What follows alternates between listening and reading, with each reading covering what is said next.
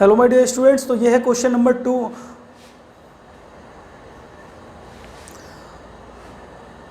Hello बच्चों, welcome back to our channel. तो ये है क्वेश्चन नंबर 8 आपका एनसीईआरटी का चैप्टर नंबर 1। तो क्वेश्चन क्या कह रहा है बेटा, देखिए 2 पॉइंट चार्जेस क्यू ए जिसकी की वैल्यू है प्लस का 3 माइक्रोकूलम एंड क्यू बी जिसकी की वैल्यू माइनस का 3 microcoulomb are located 20 centimetre apart in vacuum. ठीक है, find the electric field at the midpoint O. चलिए, ये तो थी इंग्लिश की बात है। अगर इसको मैं समझाऊं कि न्यूमेरिकल कहना क्या चाह रहा है तो सुनिए।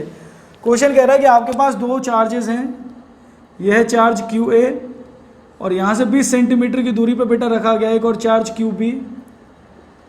क्यू ए की वैल्यू है बेटा प्लस का 3 माइक्रोकूलम और क्यू बी की वैल्यू माइनस का 3 माइक्रोकूलम। ये दो चार्जेस हैं हमारे। अब बोला जा रहा है कि इनके बीच में कहीं मिड पॉइंट पे, मिड पॉइंट बोलो तो यहाँ से भी 10 सेंटीमीटर, यहाँ से भी 10 सेंटीमीटर, बोला आप इलेक्ट्रिक फील्ड की वैल्यू निकालो। समझ आया क्वेश्चन? दो चार्जेस थे, ये इस दूरी पर रखे हुए हैं कुछ। ठीक है, अब ये दोनों चार्जेस की दूरी है 20 सेंटीमीटर। अब बोला जा रहा है इसके मिड पॉइंट पे इस वाले की वजह से और इस वाले की वजह से जो भी नेट इलेक्ट्रिक फील्ड तैयार हो वो इलेक्ट्रिक फील्ड निकालिए। तो सबसे बड़ा सवाल कुछ बच्चों का तो आंसर इसका जीरो आ भी गया होगा। बेटा जीरो नहीं आएगा, थोड़ा तरीके से देखिए। इलेक्ट्रिक फील्ड एक वेक्टर क्वांटिटी है और चीज़ों को जोड़ने से पहले डायरेक्शन निकालना पड़ेगा आपको। चीज़ों को जोड़ने से पहले डायरेक्शन निकालना पड़ेगा। तो देखते हैं, जहाँ पे भी हमें इलेक्ट्रिक फील्ड फाइंड करना होता है वहाँ पे हम लोग एक टेस्ट चार्ज रख के देखेंगे। देखिए, टेस्ट चार्ज होता है बेटा हमेशा पॉजिटिव का।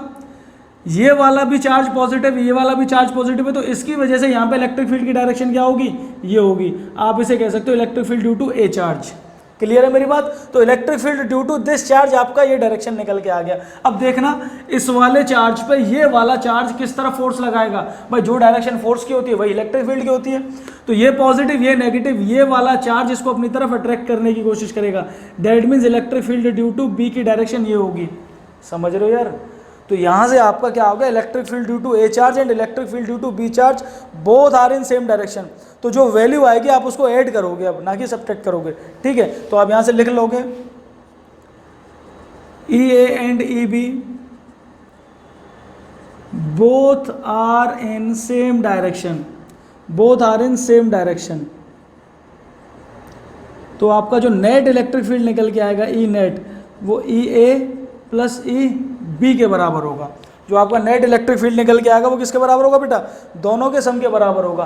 तो आप ई ए निकाल लो, ई बी निकाल लो। वैसे तो आप समझदार हो भाई, यहाँ से भी यहाँ की दूरी 10 सेंटीमीटर, यहाँ से भी यहाँ की दूरी 10 सेंटीमीटर, भाई ये वाली दूरी भी 10 सेंटीमीटर, ये वाली दूरी भी 10 सेंटीमीटर। तो इलेक्ट्रिक फील्ड की वैल्यू तो सेम निकल के आने वाली, जो ई ए की आएगी वही ई बी की आएगी। तो एक निकाल लेते हैं, दोनों में मल्टीप्लाई कर देंगे फिर। तो ई ए की वैल्यू क्या आएगी? 1/4 pi epsilon not Q A divided by radius of A का स्क्वायर। तो ई ए की वैल्यू क्या आएगी? ये होगा 9 × 10⁹ मल्टीप्लाइड बाई क्यू ए की वैल्यू क्या बेटा? 3 माइक्रोकूलम। माइक्रोकूलम से कूलम में जाएंगे तो मल्टीप्लाइड बाई 10⁻⁻6। तो 3 × 10⁻⁻6 और बेटा होल का डिवाइड रेडियस ऑफ ए। ये रेडियस कितनी है बेटा? 10 सेंटीमीटर। सेंटीमीटर से मीटर में बदलेंगे तो 10 × 10⁻⁻2 स्क्वायर है, तो 10 × 10⁻²। यार ये बताइए, ये बात समझ आई या नहीं आई? अगर कोई भी डाउट है ना तो आप कमेंट सेक्शन में प्लीज़ लिखना, मैं कोशिश करूंगा आपको जवाब देने की। देखिए अब सॉल्व करते हैं। यार देखो, बिल्कुल बेसिक से बताऊंगा क्योंकि मैं ये मान के चलूंगा कि आप में से किसी को भी न्यूमेरिकल नहीं आते। क्योंकि जाहिर सी बात है कि अगर आप लोग न्यूमेरिकल देखने आ रहे हो यूट्यूब पे तो आपको कहीं ना कहीं परेशानी आ रही है। और मैं डायरेक्ट कैलकुलेशन उस लेवल की नहीं कराऊंगा कि जो बाकी चैनल्स करा रहे हैं। मैं बिल्कुल बेसिक से कराने वाला हूँ जिससे कि आपको समझ आए। तो देखो 9 × 3 27। क्या किया मैंने? नॉर्मल नंबर्स मल्टीप्लाई कर लिए, 9 को ले लिया और 3 को ले लिया, 27। 10 की पावर 9 और मल्टीप्लाइड बाई 10 की पावर -6। बेटा होल का डिवाइड देखो 10 और 10, ये 10 की पावर 2 बन जाएगा, मल्टीप्लाइड बाई 10 की पावर -2 × 10 की पावर -2। यार ये देखो, ये दोनों 10 की पावर आपस में कैंसिल आउट हो जाएंगी। समझ रहे हो ना? बिल्कुल बेसिक से बता रहा हूँ यार। तो ये क्या हो जाएगा? 27 मल्टीप्लाई, देखो ये 10 की पावर -2 पर जाएगा तो 10 की पावर +2 में बदल जाएगा। तो 10 की पावर +2 और 9 10 की पावर 11 हो जाएगा। 10 की पावर 11 मल्टीप्लाइड बाई 10 की पावर -6। तो ये क्या हो जाएगा? 27 × 10 की पावर 11 में से 6 गया तो बेटा कितना बचा? 5। 10 की पावर 5। तो ये आ गई बेटा इलेक्ट्रिक फील्ड ड्यू टू ए। ये आ गया आपका। अब आप ई बी की वैल्यू भी निकालोगे ना, सिमिलरली ई बी की वैल्यू भी यही होगी। सिमिलरली ई बी की वैल्यू भी बेटा यही आने वाली है। 27 इंटू 10 की पावर 5।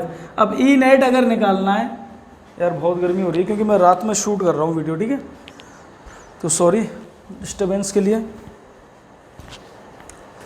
देखिए तो ये ई ए की वैल्यू भी निकल के आ गई और ई बी की वैल्यू भी निकल के आ गई। ई नेट निकालना है तो आप क्या करोगे, दोनों को जोड़ दोगे, ई ए प्लस ई बी, तो ये वैल्यू क्या हो जाएगी 27 इंटू 10 की पावर 5, 27 इंटू 10 की पावर 5 प्लस 27 इंटू 10 की पावर 5, 10 की पावर 5 कॉमन आ जाएगा और 27 और 27 कितना हो जाएगा बेटा 27 प्लस 27 यानी 54 इंटू 10 की पावर 5। ये आ गया आपका ई नेट, कहाँ पे 8.0। नोट कर लीजिए, मैं साइड में हो जाता हूँ, स्क्रीनशॉट ले लीजिए। चलिए उसके बाद क्वेश्चन में क्या कह रहा है, उसके बाद ये बोला जा रहा है कि अगर यहाँ पे नेट इलेक्ट्रिक फील्ड निकल के आ गया यहाँ, तो बोला जा रहा है कि अगर यहाँ पे एक नेगेटिव चार्ज रखा जाए, अगर यहाँ पे एक नेगेटिव चार्ज रखा जाए तो उस चार्ज पे क्या फोर्स लगेगी। तो आपको बहुत अच्छे से पता होगा, मैं बता देता हूँ कि अगर हमारे पास कोई भी एक इलेक्ट्रिक फील्ड है, यार देखो इलेक्ट्रिक फील्ड की डायरेक्शन ये निकल के आ रही है ना, तो ये इलेक्ट्रिक फील्ड कितनी वैल्यू आ गई, ये निकल के आ गई 54 इंटू 10 की पावर 5। अब यहाँ पे अगर एक चार्ज रखा गया है, जो भी हो, प्लस का हो या माइनस का हो, तो उस चार्ज पे फोर्स कितनी लगती है, वो फोर्स निकलती है चार्ज मल्टीप्लाइड बाई वो इलेक्ट्रिक फील्ड जिसके अंदर रखा गया है। देखो डायरेक्शन नहीं पूछ रहा, बस मैग्नीट्यूड पूछ रहा है फोर्स का, तो क्या हो जाएगी फोर्स, ये फोर्स हो जाएगी Q कितना है बेटा, if a negative charge of magnitude 1.5 into 10 की पावर -9, तो 1.5 इंटू 10 की power -9 multiplied by electric field है बेटा 54 इंटू 10 की पावर 5। तो देखो 1.5 को पहले 54 से मल्टीप्लाई कर लो, 1.5 को मल्टीप्लाई करके देख लो 54 से क्या आएगा,